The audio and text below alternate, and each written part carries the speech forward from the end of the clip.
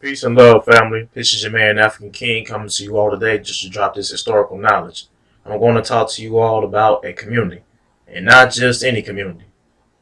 This is a black community that thrived off benevolence, self-sufficiency, and black excellence. So without further ado, I will drop the intro. Out the window of my range and contemplating, am I sane? Have I sacrificed for fame? My occupation's on my brain. Thought that I could change it all if I had changed, but the niggas that I came up with way back is still the same. I be trying to give them game like Santa did when Christmas came. They be listening, but it's clear to me they did not hear a thing. It go in one ear and out the other like a bullet out the muzzle of a pistol, shot by brothers standing point blank range. Niggas banging the Man, that intro dope as hell.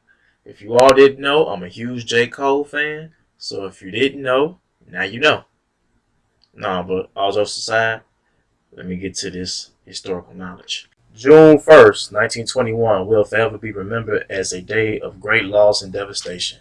It was on this day that Africans that live in America experienced the deadliest race riot in a small town of Tulsa, Oklahoma. 97 years later, the Greenwood neighborhood is still recognized as one of the most prestigious African communities to date, with hundreds of successful black-owned businesses lining Greenwood Avenue. It became a standard that Africans that live in America are still trying to rebuild.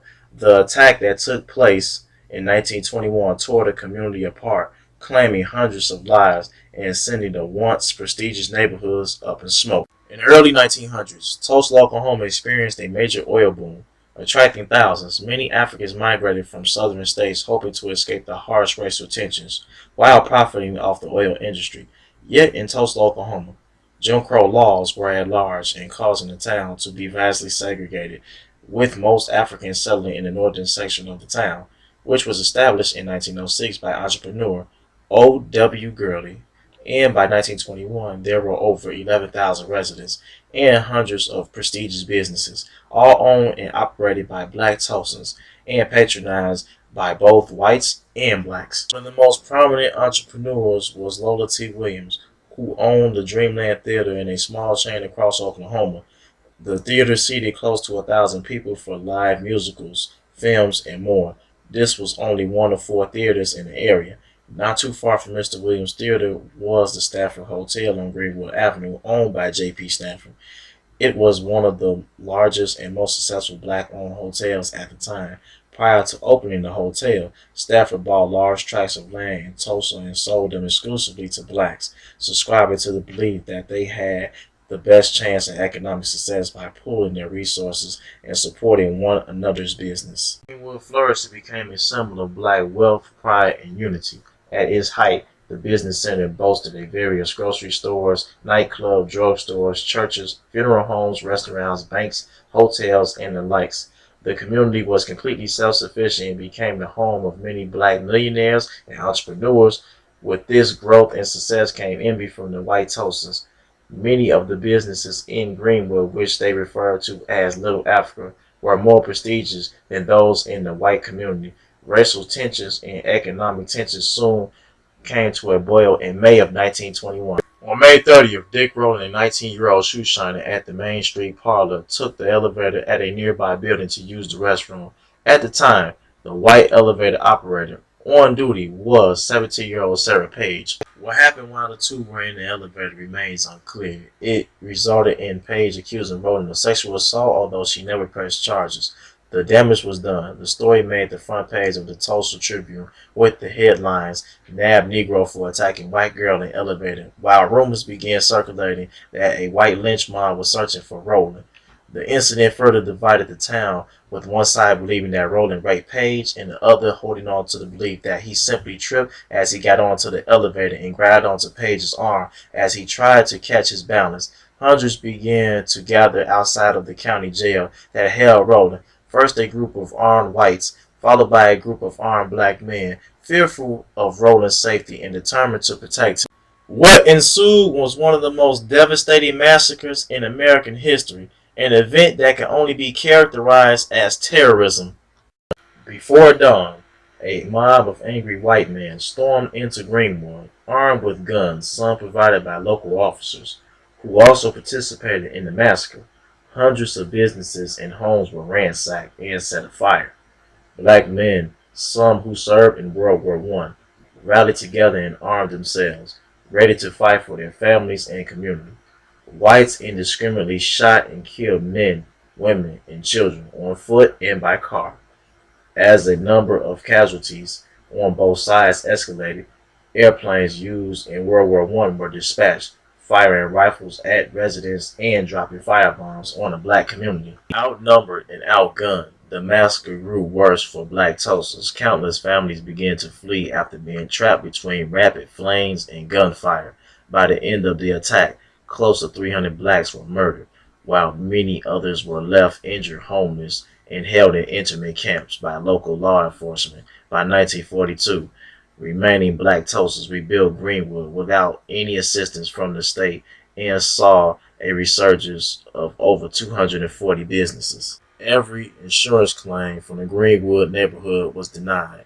The claims totaled $2,719,745 at 6100. The story of Tulsa's Black Wall Street remains one of the most inspirational and devastating parts of our history, yet it is still unknown by many. Okay, what I took away from everything I just read to you all, this was racial insecurity at its finest. See, whenever blacks become self-sufficient and start to do well for themselves, white folks feel the need to, for lack of a better term, hate on us.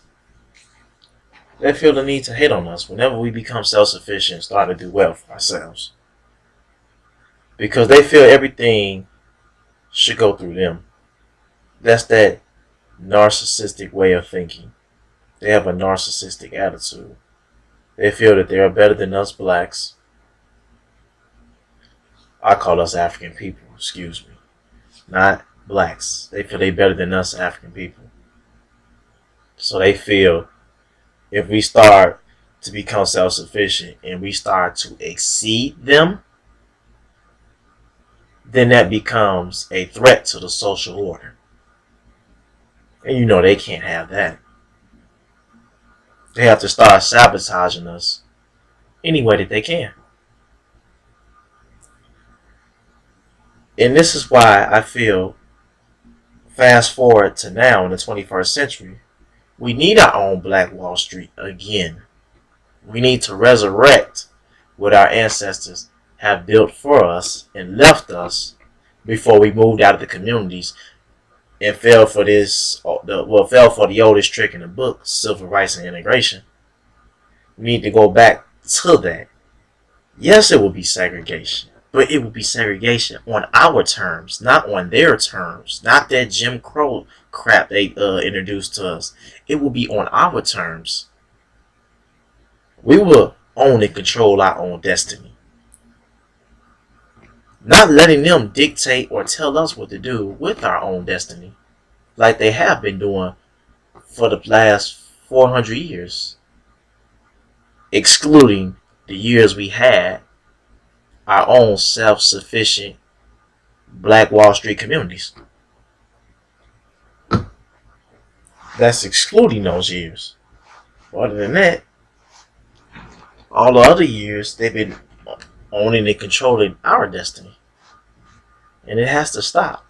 See, instead of complaining and coming with this woe is me victim mentality, listen. Stop complaining. You ain't really got to say nothing. Just go start your own. That's all. Remember how your parents used to say, if you don't like it, you can get your own? It's the same situation. If you don't like it, get your own. Hell, you shouldn't like it. In this instance, you shouldn't like somebody try to dominate, control, and rule over you with a narcissistic attitude. Anybody for that matter. Especially white folks, Chinese folks, any folks. Because as African people, we're all we got. You saw the passage where I read to you that when Lola T. Williams and JB got together, and JB felt, you know what I'm saying, because he owned a lot of land, and he bought up a lot of land in Tulsa, and he felt by exclusively selling it to blacks, it can help them be successful economic wise. And we have to do that. See, we have to get off this. Every time another black person gets successful or get more successful, African person. Every time another African person gets more successful, and it starts shining more than the others, even though he's willing to help the other African brothers and sisters start hating on him. We have to get on that. We have to get off that hate on each other mentality. We can't continue to hate on each other because we're getting exterminated as we speak. I did videos on 2 lynchings in Atlanta 2 weeks apart. I did a video on school shootings. There's already been 23 school shootings in counting this year alone in 2018. There's been 155 school shootings, I think, throughout history in this country. Documented. There's been 155 documented school shootings. And you know they're all done by white folks. Not a single black has done it. I'm telling you, they're doing this as test runs. Especially in this day and age, because it's starting out with shootings in schools with white kids. Next, it'll continue with black kids in schools. Then next, it continue on to the adults. They're trying to they're trying to muster up their little courage. Because we know they're cowards. Because they don't get points for killing older black people. They get points for killing young black folks. That's at the reproduction age to produce children. They get points for killing people that's my age. You know what I'm saying? That's in the 20s. That's in the teens, early teens. They get points for that. Dylan Roof said he wanted to kill some young thugs. He said he wished he would have killed some young thugs, but Dylan Roof was scared because he know he would have got knocked sideways if he came in the hood. He had every opportunity to come in the hood and try it with somebody like myself or others. We waiting for him. See, because we going to knock him sideways, and he didn't want that. But I'm not going to keep you too long. I hope this video was helpful for you all to learn your history about Tulsa, Oklahoma. So let me know in the comment section what you think about this video and what you think about my intro with J. Cole. But don't forget to like this video, share this video, subscribe to my YouTube channel, and click that bell for the notifications. Alright now, I love y'all. I'm out.